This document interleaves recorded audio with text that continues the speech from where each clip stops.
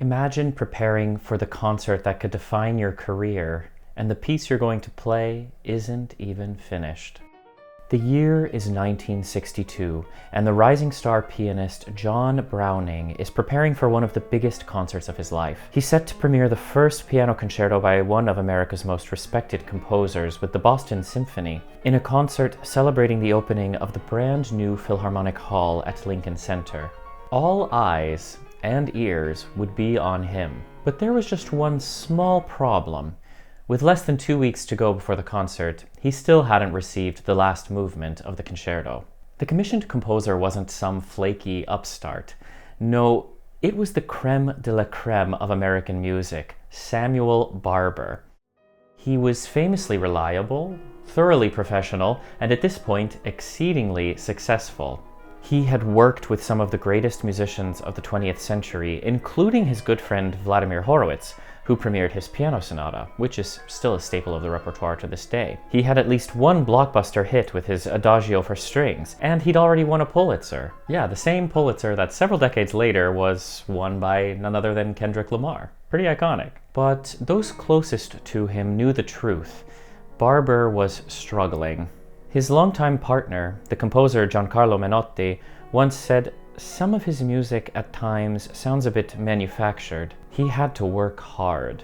Barber had been commissioned in 1960 to write the concerto by his publishing company G. Schirmer in honor of their 100th anniversary, and all he asked for in exchange was a swimming pool. More on that in a bit. Now, 2 years later, with the premiere looming, America's most celebrated composer was stuck. The third movement was proving to be more challenging than expected. Barber was never known as a musical revolutionary, but this time he was pushing himself in a new direction. It was a risk, but a risk that would change his legacy forever.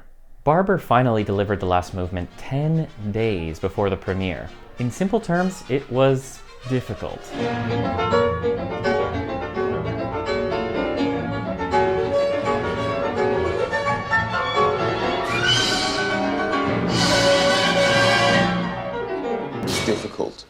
Difficult, lemon difficult. So while Barber's problems had been solved for now, John Browning's were just beginning. Browning had a lot riding on this concert.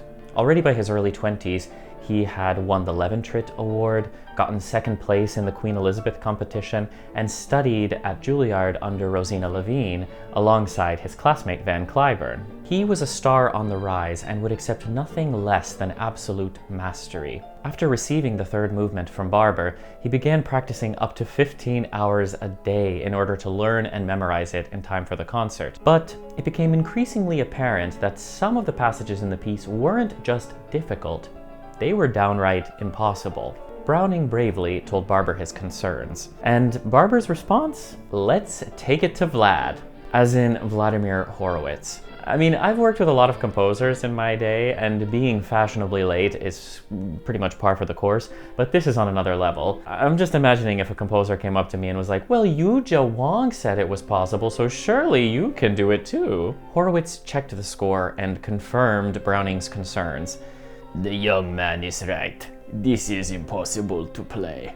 No. The last one is the most nervous or nervous making. It's nervy. It's very aggressive and very noisy and very 20th century. So with the concert just a few days away, Barber went back to the studio and started revising. Meanwhile, Browning was working his fingers to the bone. Of John Browning, David Duvall once wrote that few equal his level of preparation for a performance. Everything has been passed under the lens of a microscope. He is an amazing marksman who considers wrong notes to be practically inadmissible, if not sinful. That perfectionism is what made his playing so extraordinary, but it might have also led to his downfall. Born in 1933, Browning belonged to a golden but haunted generation of American pianists. Kachin, Janis, Fleischer, Grafman, Cliburn, all shot to fame in their youth, only to have their careers shortened by injury or illness. Browning had a similar fate. In the 1970s, severe burnout would take him away from the concert stage for years. But in 1962, Browning's reputation was still climbing, and Barber's concerto was the musical equivalent of El Capitan. Where Browning's career was really just getting started, Barber's was at its apex. Though he still had 2 decades to live, the Piano Concerto is one in only a handful of major works that he wrote before his death. And in his later years, Barber began to despise many of his works, burning the manuscripts and removing them from his catalog. The Piano Concerto, though, was a work that was always dear to him. A pianist at the edge of stardom, a composer at the peak of his powers, an orchestra probably still waiting for the librarian to copy out the parts. And from all of this chaos, somehow was born a masterpiece. It's a shame because these days we don't really see it that often on concert seasons or in competitions, but it's a work that, from its very first notes, will leave you in awe.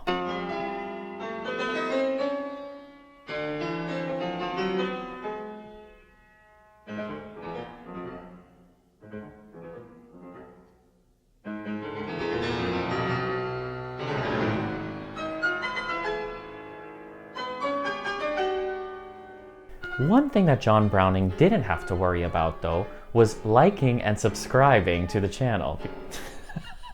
In all seriousness, your support really means a lot, and I would really appreciate it if you liked the video, subscribed to the channel, and left us a comment. Now, back to Barber. The whole first movement is incredibly cinematic, and that's not a word that I like to use lightly.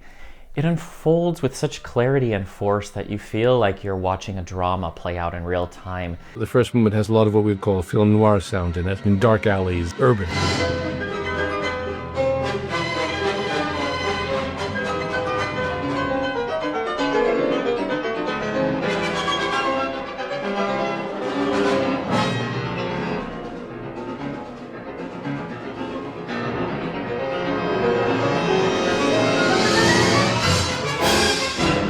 It's in the second movement, the lyrical canzona, that we hear the Barber that many of us know and love from the Adagio for strings. This movement is a reprieve from the intensity of the first, and it gives us all a moment to breathe.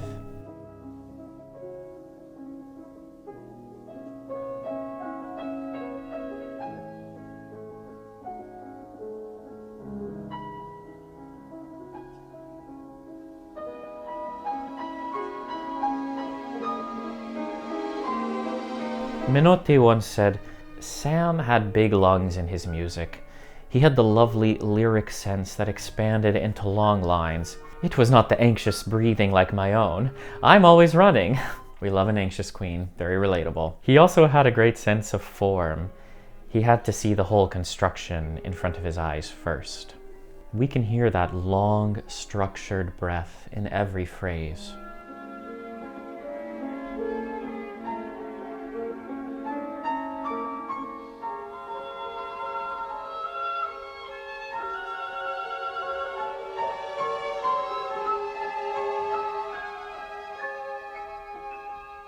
Of course, the melody is beautiful, but it's Barber's harmonic sensibility that gives shape to these lines. He felt that his harmonic skillfulness was one of his greatest strengths, the thing that set him apart from the other composers of the time. "You don't move your basses," he once told Menotti. "Most of your music is built on pedal notes. I can hum one note and you can just put anything on top, but I move my basses." It's not too hard to figure out where this came from.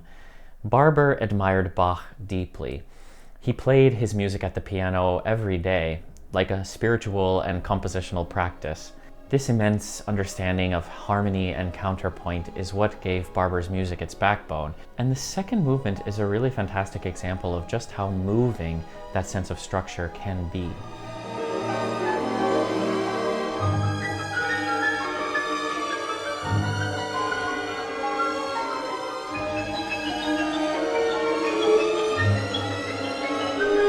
Musicologist Nathan Broder described this movement in a way that I think summarizes the magic of the whole concerto. This movement, which seldom rises to a forte and never above, is suffused with a quality that can only be described with a word rarely encountered in discussions of new music nowadays. The word is enchantment. Is this Romanticism? Very well then. It is Romanticism, but it is not Romanticism. In Barber's canzona, no reminiscences of 19th century music obtrude to break the spell. Instead, we have a lyric poem as fresh as it is lovely. And maybe that freshness came not only from Barber's own genius, but from the pianist that he was writing for. Browning was ahead of his time in more ways than one. Long before it was trendy, he was programming Bach and Scarlatti in his recitals, years before Gold's Bach or Horowitz's Scarlatti became household names. He had a mastery of a wide range of repertoire, from Baroque to Romantic to contemporary. And his clarity and rhythmic control, you can hear that even in how he plays the complex textures of Barber's music.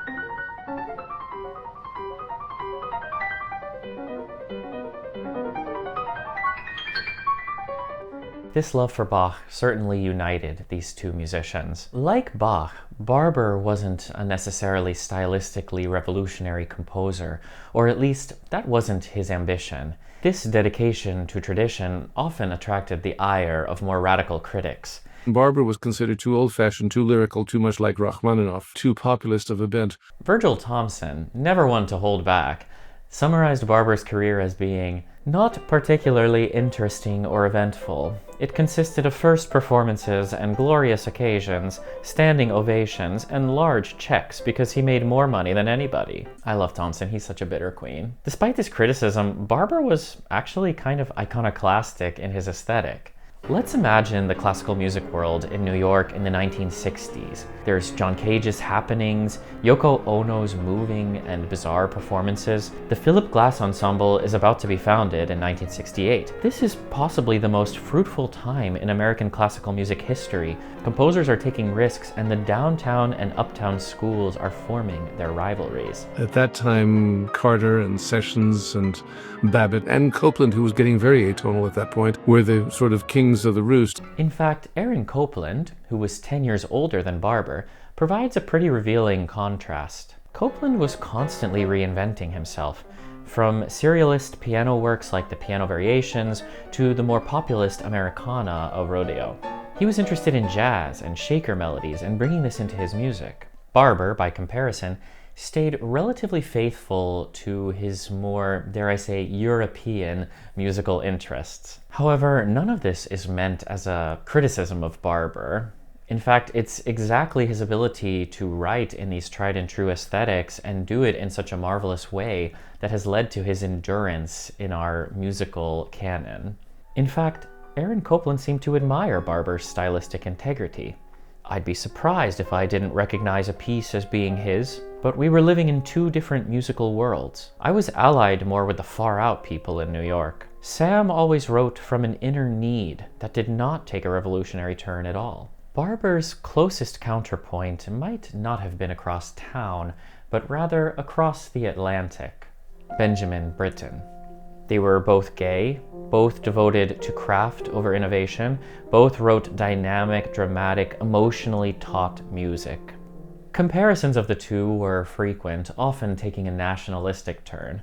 Britten's music is rich and intellectual, Barber's is gauche, gaudy, or vice versa. But their music really is an ocean apart, and we can hear this difference by comparing the openings of their two piano concertos.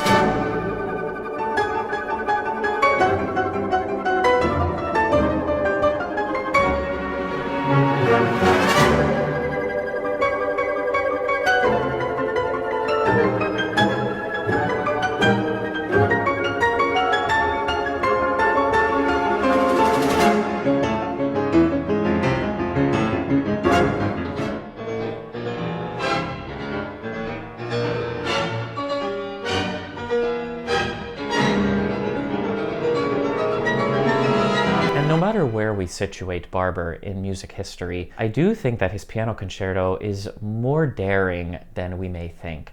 This is most obvious in the third movement.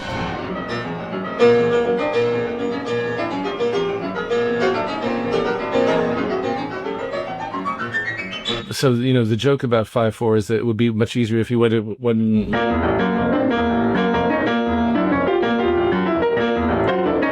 But then it would lose all of its punch. Barber's influences, Liszt, Brahms, Bach, and the fire of modernism all come together into one last wild utterance.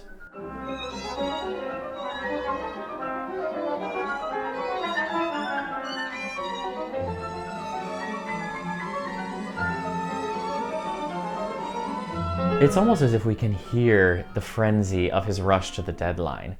And that rhythm, ba ba ba ba ba ba ba ba ba ba ba ba ba ba ba, it's constantly pushing forward with an urgency, like the phrase is tripping over itself.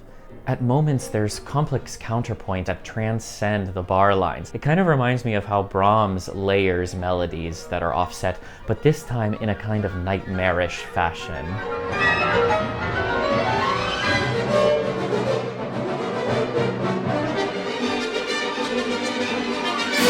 So he actually did write a rough, tough piano concerto. It's very kind of American. That's the kind of music at that time in the world that would only come out of America. That wouldn't be German or Spanish or Finnish or something. It's not jazz, but it's the consciousness of an American kind of symphonic sounds. For a composer so often labeled to be quite conservative, this was risky and nearly unplayable.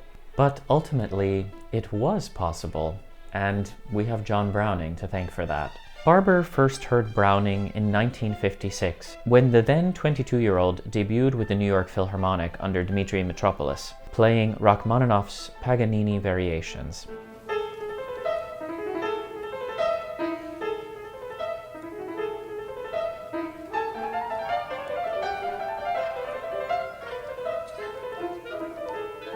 Barber was so impressed that he invited him over to play the sonata that he'd written for Horowitz. Those living room sessions became a ritual. Browning would visit Barber while he composed the piano concerto, playing Chopin, Bach, Scarlatti for him, mini house concerts of whatever he was working on. Barber did this with many musicians, with Horowitz, with Leontyne Price. He was composing music with them, not just for them. In the cadenza of the first movement, we can hear the results of that collaboration, something that feels so incredibly tailor-made for Browning's playing.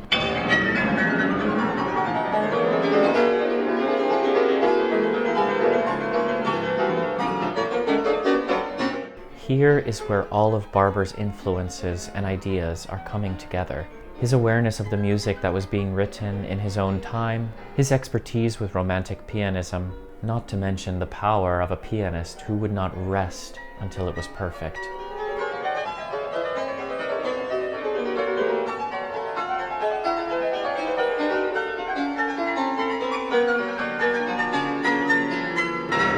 Remember the swimming pool I mentioned earlier? Let's go back to that for a moment. When Barber was commissioned to write the concerto, instead of a commissioning fee, he asked Schirmer to give him the funds necessary to build a swimming pool in his backyard. It's such a ridiculous but delightful image. The man is sweating bullets over the deadline, furiously scribbling the last notes of the piece, and just dreaming of a day a few months later when he could float in peace next to Giancarlo with a gin and tonic in hand. But it's also perfect because Barber wasn't trying to impress anyone. He was just writing music that really reflected who he was. I first heard this piece when they announced it as the concerto competition piece in my third year at Juilliard. And I remember thinking, what is this? This is absolutely amazing. Why aren't more people screaming about this all the time? Why have I never heard this before? I love it so much. And that reaction that I had when I heard it for the first time is pretty similar to the reaction of the folks who were actually there at the premiere in 1962. The piano concerto was an immediate success. It earned Barber his second Pulitzer Prize and was performed frequently in the years to come. J. Harrison's review from 1963 captured the magic. It is the best piano concerto ever written by an American. Every dazzling phrase, every wild-eyed scale comes alive as part of the whole. Barber's piano concerto, in sum, is a rare and treasurable work. And as for Browning, his performance was, to put it bluntly, sensational. After recovering from his burnout, John Browning came back, and it was Barber's music that brought him home. In 1991, nearly 3 decades after the premiere, he recorded the piano concerto with Leonard Slatkin and the St. Louis Symphony, a recording which won him his first Grammy. His recording of Barber's solo piano works won him his second. Browning gave his final piano recital at the National Gallery of Art in 2002. There he performed Barber's piano sonata, elegant, poised, and precise to the very last notes.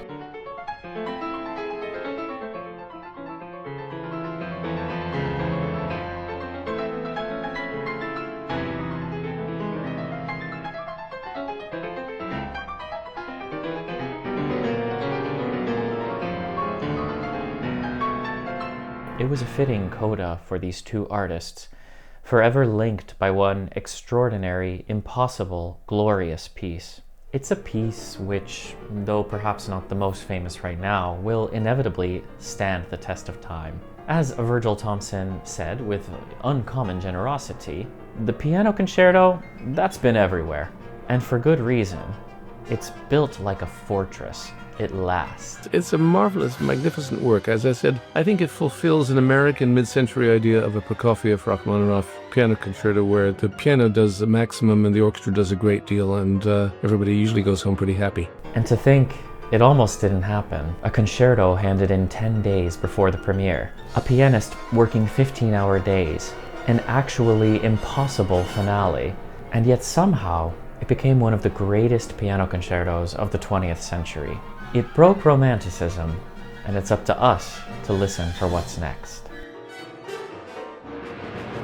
Thank you so much for watching today. As always, it's such an honor to get to talk about some of the great works of piano literature with all of you.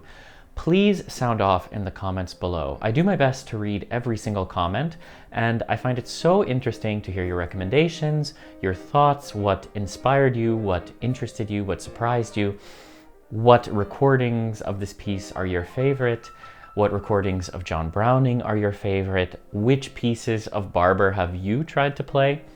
Let me know. And finally, if you're interested in tackling some challenging repertoire yourself, then check out Tonebase Premium. They're the platform that makes videos like this possible. On Tonebase Premium, you can find plenty of material no matter whether you're starting from scratch or you are a pianist with as much technical prowess as John Browning. There's also a great community on Tonebase. There's a wonderful discussion forum that I'm also a part of, live stream events that you can attend, and also live in-person events that are coming up all over the world.